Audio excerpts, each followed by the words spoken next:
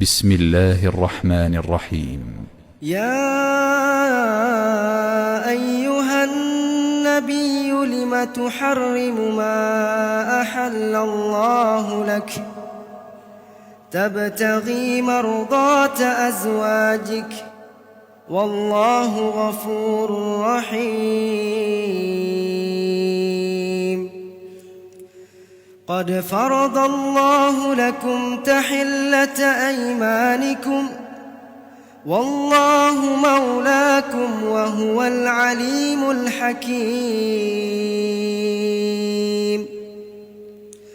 وإذ أسر النبي إلى بعض أزواجه حديثا فلما نبأت به وأظهره الله عليه عرف بعضه وأعرض عن بعض فلما نبأها به قالت من أنبأك هذا قال نبأني العليم الخبير.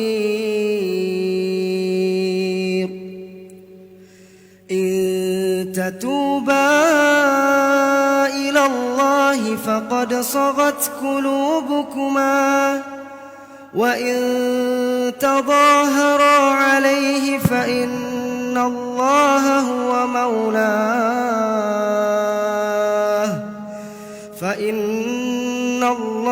هو مولاه وجبريل وصالح المؤمنين والملائكة بعد ذلك ظهير.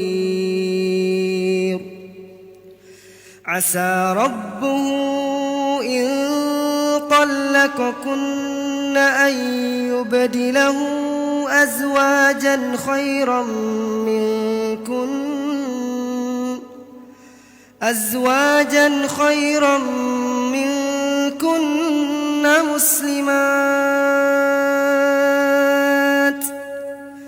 مسلمات مؤمنات قانتات تائبات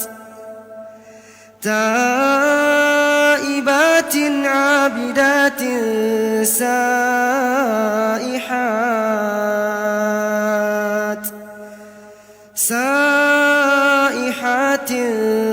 ثيبات وأبكارا.